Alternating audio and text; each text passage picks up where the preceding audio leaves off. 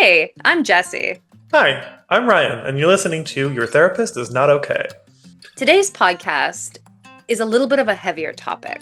It's something that's been on Ryan and my heart for a while, especially as we've listened to our listeners' concerns and some of the things that come up when it comes to disclosing self harm and possible suicide ideation.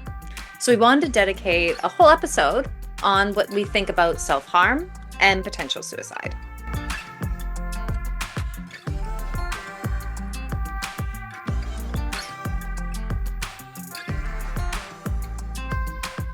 Because this is a heavier topic and it's about self harm, we do want to really make sure to give a trigger warning now. We're going to be talking about how people survive, how people cope through very difficult and painful experiences like abusive dynamics, eating disorders. We will be talking about various forms of self harm like cutting, pulling at bodies and hair, picking and slapping, all sorts of different things. So, if you don't feel comfortable listening to this or you think it might be really triggering for you, skip on to the next episode.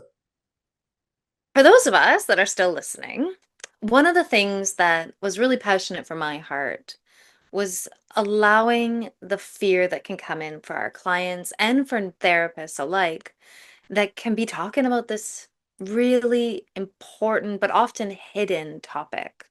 There's often this aspect of don't ask, don't tell. And a lot of therapists, especially new ones starting out, and family members, friends can feel like if I ask you a question, will I be making you do it? Will I make you will I be part of the problem? And so we really wanted to kind of address this darkness in this topic, some of the fears that really come up.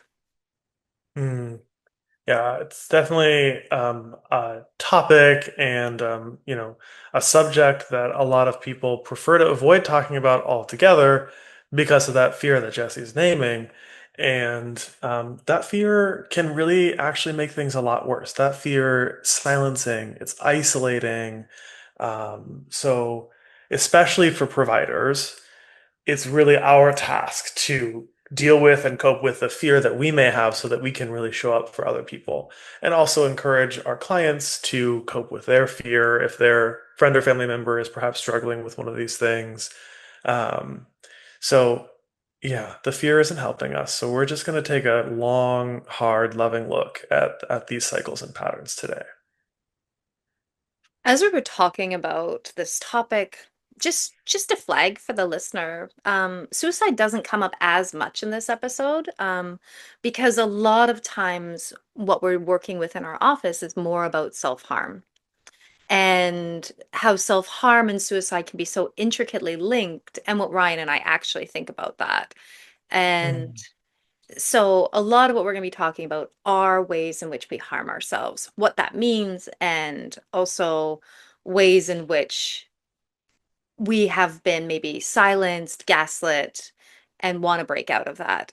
And so over to you, Ryan, if you wanted to describe what is self-harm. Hmm. Self-harm, like we're kind of saying in the trigger warning, is kind of a way to summarize a lot of different behaviors. The one that is kind of most present in people's minds and in media is cutting. But that certainly isn't the only thing. And it's for many folks, it's kind of a way to physically express psychological or emotional pain that they're experiencing. There's a wide variety of different reasons that people use this as a coping strategy. But it's really important that, as Jess was saying, that we not conflate this with suicide. It's not the same thing as suicide. It's not a stepping stone or a gateway to a suicide necessarily, which is a lot of where that kind of fear of talking about it comes up. That, like, oh, if I don't stop this, silence it, end it immediately, then this person is going to die. Yeah. Usually, it's one method that people use to survive. We're going Yeah. to get into a lot more about that, but abruptly coercing someone to stop their self harm without having time to process it and supplement healthy or healthier coping skills could be really dangerous. That could feel like they now don't have the thing that was kind of keeping them afloat.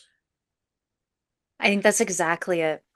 Every time I've worked with self-harm in my office, and I've been doing this job for well over a decade now. I think we're going on 14 years. It's really what I've noticed is anything that can help our body feel pain in real time. And that can feel really important when everything that we're feeling is hidden, it's turmoil.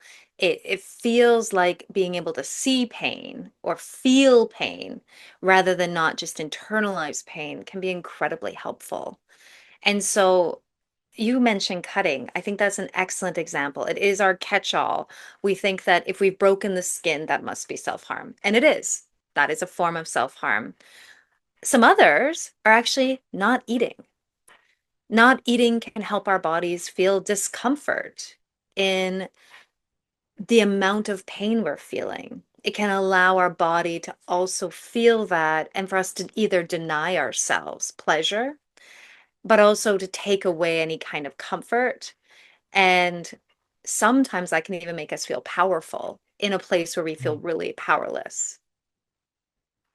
Yeah, and actually, I think that's a theme that kind of goes throughout a lot of what we'll be talking about, where there's this kind of like, it's a way of having some kind of control of the experience and also having that physical and emotional experience be mirroring each other so that it feels like the intensity that I'm experiencing internally, the emotional intensity, is now represented by something on my body or a physical sensation on or within my body. So it can have this like feeling of being real, Yeah. where often things that are felt, thought, or emotions are kind of dismissed by others or by ourselves. Yeah. Being able to see pain can make pain feel real. Mhm. And if I use breaking the skin as an example, cutting, I've never really met anybody who is cut that hasn't said seeing the blood can make me feel like this pain is real and can also make it feel a way of relieving some of this pain because it feels real. So I am real. So this pain is real. There can be a relief in that. Right, like it kind of allows the pain to happen in a way that feels like it is done, and as it's kind of a way of processing that, like instead of it feeling kind of stuck in a way for some folks. Yeah.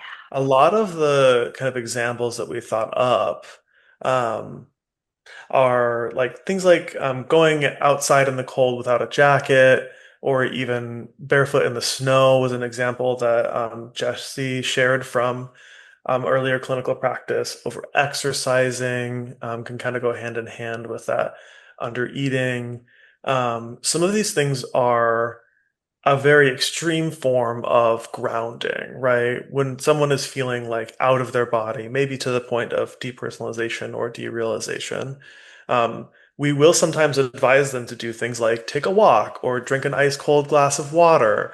And you can hear how, like, going in the cold without protection or doing some really intense, possibly painful exercising is a really extreme form of that. And I have heard from lots of clients who they don't even like anything about the self-harm thing, but it's the only thing that they found that's intense enough to like get them back into their body and Yeah. have them feel like I'm back again. I'm not so dissociated that I can hardly function or that I feel like I'm going to do something that I can't control. I'm thinking about that feeling and how many people say, like, after a big fight, I've gone for a really long run. And the cool thing about that is it sounds incredibly healthy. And for many, it probably is incredibly healthy. So for us, we're not saying that that's bad. I think what you're saying that's perfect is why are you doing it? Right. What's your why? Are you doing it to hurt yourself? Are you doing it because we need that release in order to kind of manifest pain? That's a Mhm. really important thing. Um, and I think that kind of being able to bring up some of these examples lets you know that it's really not monolithic how we Mhm. choose to express pain. And with that overexerting and with that pain that we're trying to manifest and hurting our bodies, I think one of the things that feels really important that you and I are kind of already talking about, so I'll say it again, is like this sense of release. I'm releasing pain into my body in a way that's discomforting, in a way that feels bad because I feel bad. And by showing it, I can have a sense of control, that sense of relief, that sense of alignment between my internal and my external reality. Yeah. Yeah. And that can also be sometimes that's just for ourselves Mm. when we're doing these behaviors, and sometimes that might be for other people too. Sometimes that's something that we want people to notice so that they who maybe have thought like, oh, it's not as bad as they're saying, or even if they've tried to understand it, it kind of hasn't sunk in. If you're ever talking to someone about something that's really important to you and they're listening to you, but you can tell that they're not getting like the intensity or like how important it is to you. Maybe they're making like a little joke, not even intending to be hurtful, but you feel in the process like they haven't understood the intensity of this. It can be a way of demonstrating intensity. And so some people don't hide the signs like scars or healing wounds. Many people do as well, because there can also be this kind of component of shame. It's definitely a taboo coping strategy that people may have experienced a lot of judgment and shame, or even contact with institutions that coerce people out of these behaviors for whatever the intention is, whether it's a good intention or not. Um, there's a lot of shame around these. And like many of the things we've talked about that are kind of shrouded in shame, um, that shame doesn't actually help them. It's not helping them go away. It's just causing us to hide them. I'm really thinking about as you say that, Mm. that phrase, it's a cry for help, or they're doing it for attention. I've always struggled with that because it's so shaming.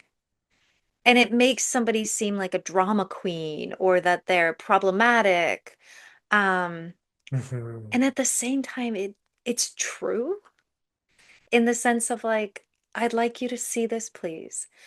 But that phrase is so shaming that it Yeah. takes away the meaning of what I think it could say, which is, please see me. Mhm. Please notice. I'm not okay. And it could be the hair pulling, it could be slapping, it could be a mark, a scar on your arm. It's this Mhm. aspect of trying so hard. And it is a really important distinction, I think, that you're making between whether or not it's a private space activity, so we do it somewhere very private on our bodies, or we do something that might seem kind of quote unquote pro-social, where it's very hidden and just for us, or it's something that's for us, but also please look and see me.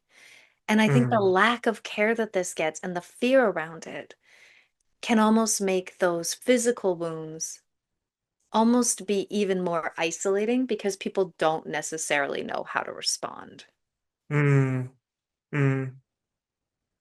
Yeah, absolutely. And there are, I think, to specifically respond to that kind of like cry for help or attention seeking, that's even a label that some like inpatient or hospital settings will give someone as like, quote, attention seeking, quote, drug seeking. These kind of like ways that we have developed of saying like, oh, don't give in to what this person is asking for. One of the first things I ask someone when they say like, oh, I think they're seeking attention is like, well, do you think they might need some? Do Yes, you think that they might need it? People are like, this kid is seeking attention. I'm like, it sounds like they need attention. We yes. all need attention. And sometimes because we have such a deficit of attention and being seen and cared for, we develop what seem like really unhealthy and may in fact be somewhat maladaptive methods that will get us attention. Yes. And a lot of self-harm behaviors are things that will get us attention. And psychology also tells us that in most cases, there's a part of us that doesn't care if the attention is, quote, negative or positive. It doesn't always matter whether we're celebrated or in trouble, it's still attention. We're still It seeing. still is like us being seen and witnessed. Yeah. Yeah. Yeah. There's a complicated part of this one, which is a tension that we really shouldn't be getting. And I'm Mm. thinking about we mentioned over exercising and we mentioned potentially not eating, starving ourselves. Well, the repercussion of those is weight loss. We live in a really, really unhealthy society that thinks weight loss equals good No. and to be celebrated. How many times have you said, "Oh, you're looking good. Have you lost weight?"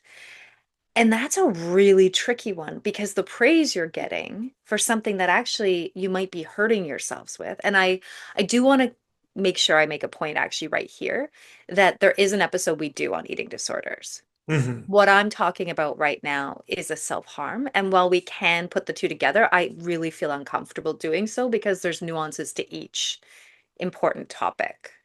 Absolutely, yeah. And that's just a really interesting example of that kind of like how society and expectations come into play. So I think it's a good, just like kind of guideline that like don't comment on someone's body unless they've invited you into that. If someone has talked to you about some sort of weight loss or health or fitness goal that they have, and then they share with you that they've made some progress, then that's a wonderful time to celebrate your person. But if it's just someone who lives in your building that you've noticed has lost weight, mind your own business. Mind your own body, you know? Yeah, and linking back to that kind of feeling is you can feel even more isolated, but then Mm, you're also getting attention. And so it almost feels like there's a reinforcement to a behavior that we're doing in ourselves that actually is to cause us pain. That's an interesting, fuzzy, almost like swampy area because the very mm, praise we're getting is the very thing we're doing to hurt ourselves. yeah, yeah. So it can be really unintentionally encouraging that to continue. Yeah. Yeah. Yeah. So I'd like us to kind of move now to talking more about how this shows up in our practices. Sure. Yeah. Um, yeah. One of the first things that we wanted to start with, partially because we've gotten a lot of comments and questions around it in previous seasons around being sent to the hospital or quote grippy sock vacations, these various terms that people use to say that like my therapist or my doctor is going to have me committed to a 72-hour hold or some other stay at a residential psychiatric facility. Mm. This is not something that we do.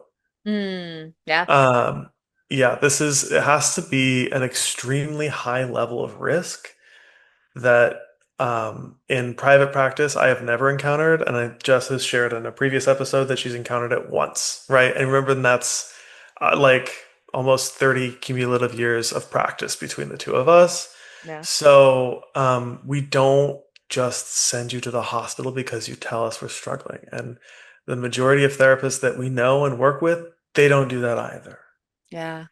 So that's another part of this like shroud of shame that we have around this that we can't talk about it and then we can't get kind of the support and the deep processing that we need. So we want to kind of start with that caveat of like everything that we talk about from and that shows up in our offices from here on, none of this is a fast pass to the hospital. No.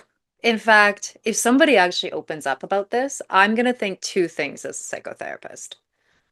One, you trust me. Hmm. You trust me enough to bring something that probably is only between you and whatever activity you're doing that is going to harm you. And the second thing I'm thinking is, you're coping. Do I want you to cope like this? No, obviously not. But it is still you surviving. It is still you coping. And so that is where my mentality is going. We're going to dive into it. We're going to take it seriously. And we're going to talk about the parameters of why. And maybe for the very first time in your life, You might have somebody not only take you seriously, but isn't immediately going to come up with a bunch of assumptions of why you're doing it. Instead, I'm going to ask you. I think that's a really beautiful aspect of the way that you and I do therapy, and the way that many good therapists do therapy. That it's not so much about stopping a specific behavior. That we hear about the behavior and then we're not going to immediately move into like, okay, how do we get you to stop doing X, Y, and Z? We are going to first try to understand what purpose is it serving in your life? Where has it come from? What does it mean to you? And those are questions that I think can be really helpful for someone who's having this kind of behavior and struggling, because normally, if they bring it up, people want to make sure it stops and shut that conversation down as soon as possible because of their fear and discomfort. Yeah. And so it can be such a gift to be able to be a therapist and be able to say, tell me more. Mm, Let's talk about it for a while. yeah. And just kind of allow the shame to leave the room. Mm, yeah. It's incredible to see how healing that can be Mhm. because it's such a divergent response from maybe what we feared walking into the therapy space, but also what we fear from everyone else's responses, or maybe our fear of what they're going to respond if we've never shared this before. This private topic, all of a sudden, once shared and met, can actually already, usually, relieve some of that tension, pressure, buildup. Um, because therapy, in and of itself, is a form of release. Mhm. And so being able to talk about this and release some of that tension from yourself of secrecy is also one of the healing practices of being able to talk about this topic with a good therapist in session. Absolutely. Yeah.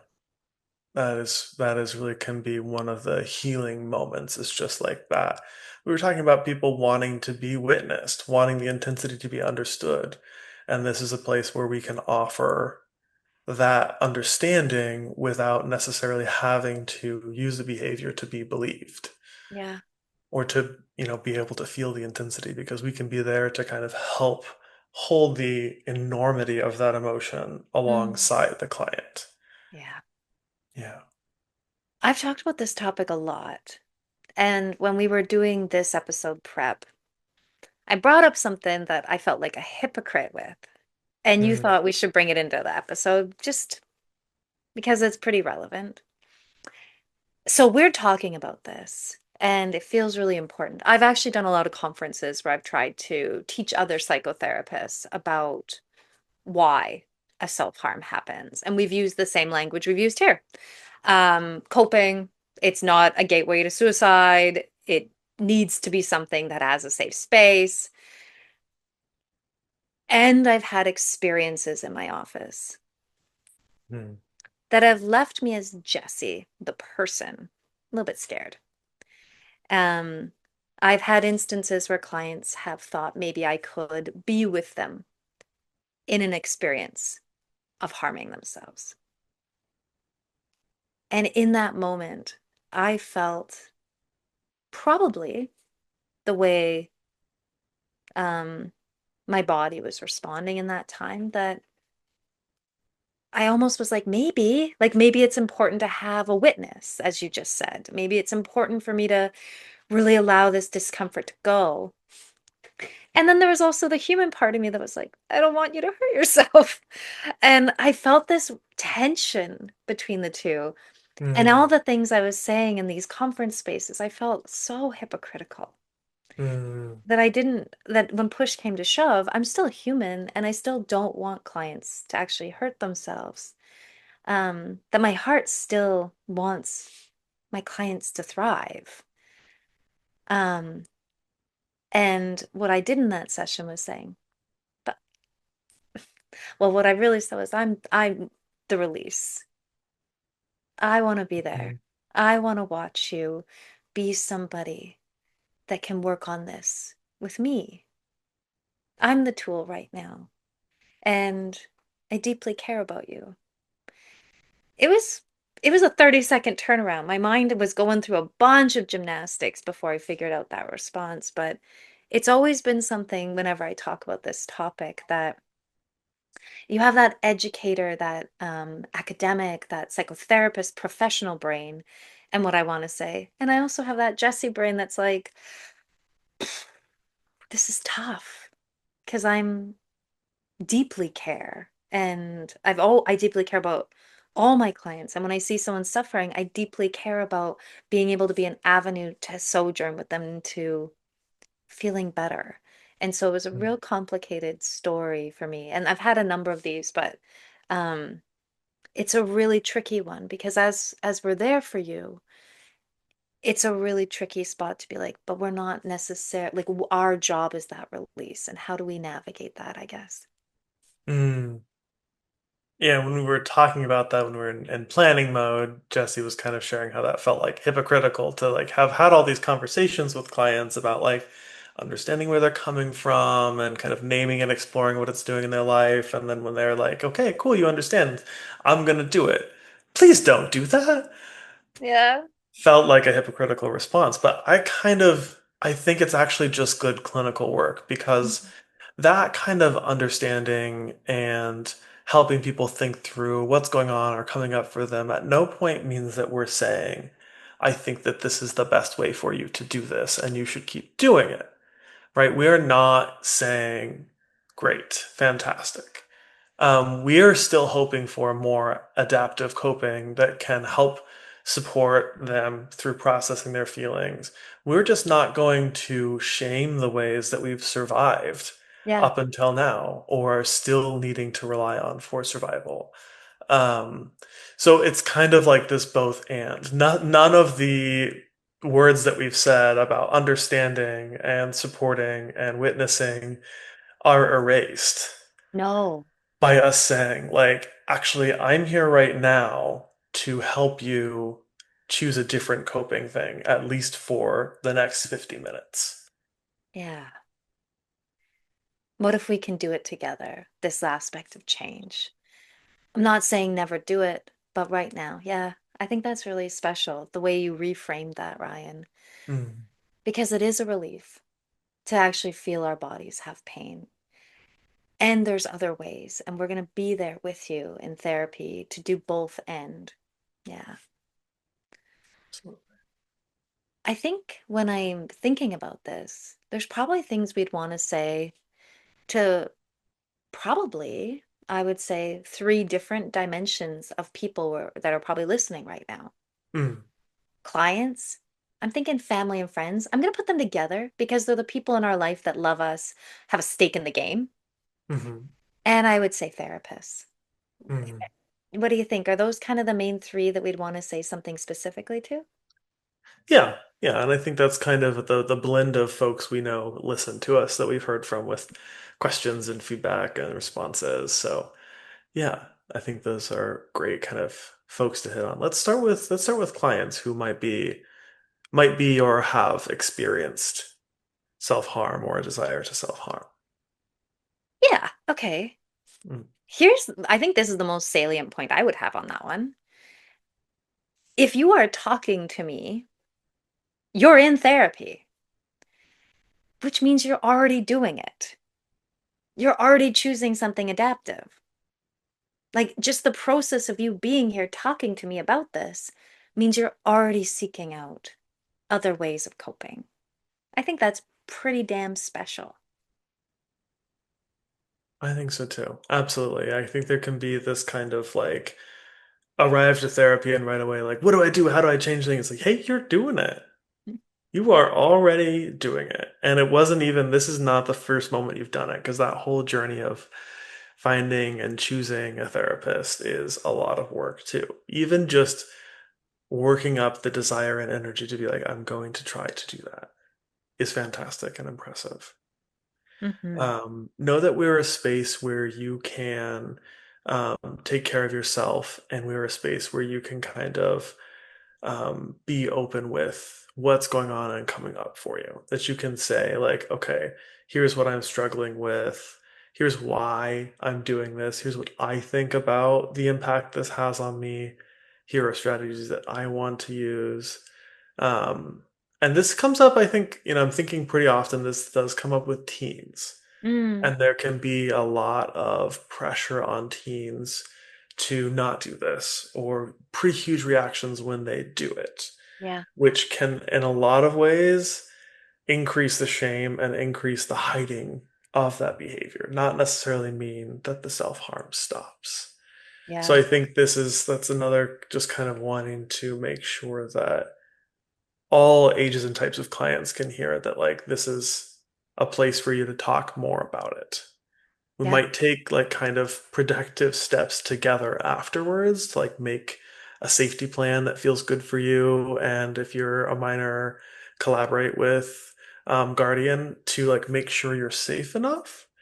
But all those kind of experiences are welcome. yeah, yeah. I totally agree with that. It is a place where you can explore. Linking to that, I think probably depending on who your provider is, if you're already seeing a therapist, finding one that really does feel safe to talk to. But when I think about with Ryan and I, we always are coming from it from a very specific lens.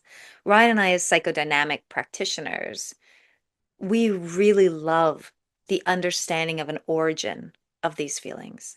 For us, we really think that if we use self-harm as a surface, like this is how I'm surviving, this is how I'm dealing with it, we want to get to the bottom, to get to the roots of why did we feel the need to do this in the first place?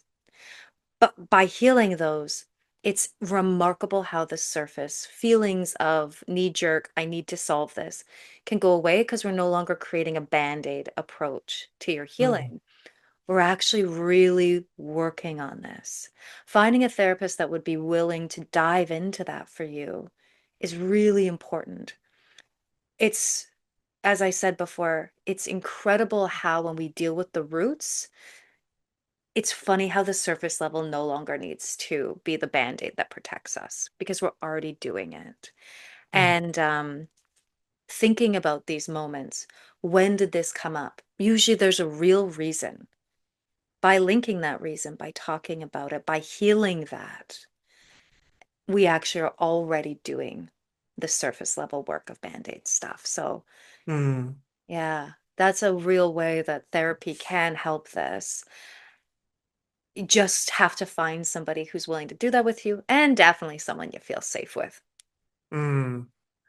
Yeah, I think a lot of that metaphor really beautifully captures the kind of like pendulum component of this that is often about like what I would call the window of tolerance, where we are fine and slowly getting more anxious, and then when we're out of that window of tolerance, suddenly we have to do something to regulate ourselves. So a lot of that work around choosing how to cope can be about noticing earlier in that pattern when we're starting to get outside of our the emotions that we can tolerate so that we can do something sooner before it feels like we have to do something big. Yeah. Yeah. But I think let's think a little bit about the friends and family aspect as well, because this is a big component about how people heal and do well. I mentioned teens earlier, so it's not uncommon that if we're working for young folks or even just folks who want family to be part of their therapy, to have family contacting us and say, I found out so and so did this, and to be really quite in a panic. So we wanted to speak to their experiences a little bit as well. Not just families of minors, but anyone who's a loved one of someone who has shared with you or who you have noticed is harming themselves in some way. Our first advice is the same thing that we tell to ourselves and students. Ask, Yeah. lean into it. Ask what's going on with that. Ask how you can be supportive for them. Don't jump right away to trying to take away their autonomy or restrict them or control them. Yes. I was thinking about a well earlier episode um, where we were talking about hugs as often for the giver Mm, to kind of soothe pain.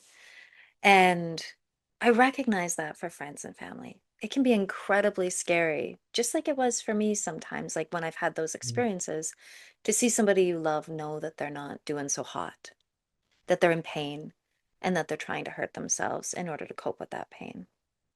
Mm. And I see you, friends and family, I see you. And it's tricky, but somebody who's doing this is often feeling quite alone. Mhm. And a big part of the pain comes in silence. Yep. So you actually having a listening ear, even having to sit in the discomfort and fears of your own, recognize that those are yours. Yep. Hold them, care for them, for sure. Maybe seek some help yourself, but then listen.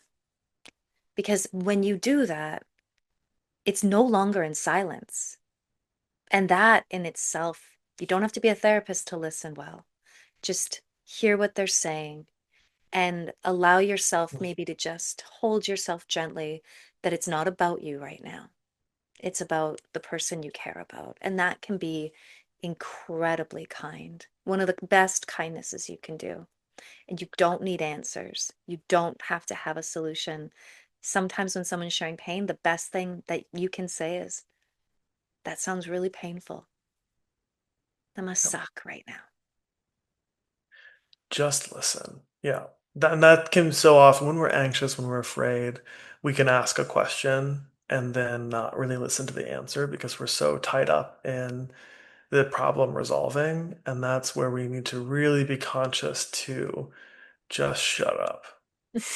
Just shut Yeah. up and listen, right? Yeah. And I know you're all coming into this with the best of intention too. If you're listening to this podcast and you're thinking about engaging with this topic, like, of course, you're doing everything you can to do this. And even as a therapist at work, I still sometimes say to myself, shut up and listen, Ryan. Shut up. I know you got a lot of thoughts that you think they need to hear, but maybe you should just shut up for a minute. Hear their That's thoughts? that's an important part. Exactly. Oh, yeah. Um, what you can do if you're a loved one of someone who's struggling with this is make your own plan for how you're going to take care of yourself afterwards if this is activating for you, whether you've had your own personal experience with this or it's just hard to listen to because you care for them and you don't want them to be hurt. Make sure that you make time to take care of yourself in a way that isn't about making them take care of you, making Yeah. them make you feel okay about it. Hmm. Yeah, so if you're like, okay, I need to have a phone call to a different friend afterwards, or I'm gonna, have some quiet time to myself, watch or do something soothing, do that. Do that for you at a different time.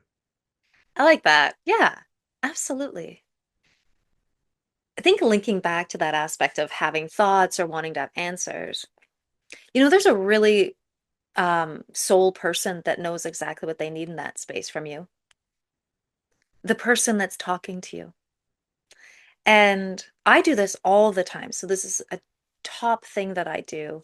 Anyone that's my client will know I do it. Simply ask, what do you need from me right Hmm. now? What would you like if I could be the best kind of listener to this for you and supporter?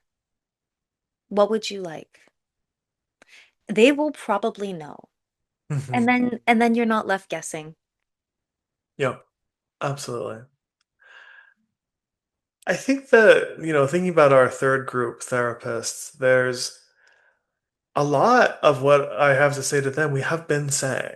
Yeah, Right. we A have. lot of what applies to the friends and family is this. I mean, just use an example from my own practice about telling myself to shut up. Like, this is Yeah. how we approach this as therapists in a lot of ways, except that we're going to be maybe pushing a little deeper, being more comfortable, hopefully, than friends or family to just kind of be with this scary topic. So, for me, my big advice to therapists is get comfortable. Yeah. Get comfortable saying, hurt yourself, cut yourself. Are you thinking about killing yourself? Are you thinking about suicide? Like, you need to be ready to say those words and not like a frightened, timid kind of way, in a way that says to the person, this is welcome here. I've So got you. maybe take some trainings if you need to take some trainings, seek consultation, um, just say it in the mirror 200 times, get comfortable talking about, thinking about self-harm and suicide. Any therapist listening to this, we have chosen a very odd profession where Hmm. we are literally the tool. We are the therapy. And we will listen to some of the hardest things that anyone will be courageous enough to share. And that's the work. And so, I was gonna say, you chose this. Well, they did. Um, but then also realize though, in session, your fears are not welcome, therapist. You have to be a pillar that doesn't move.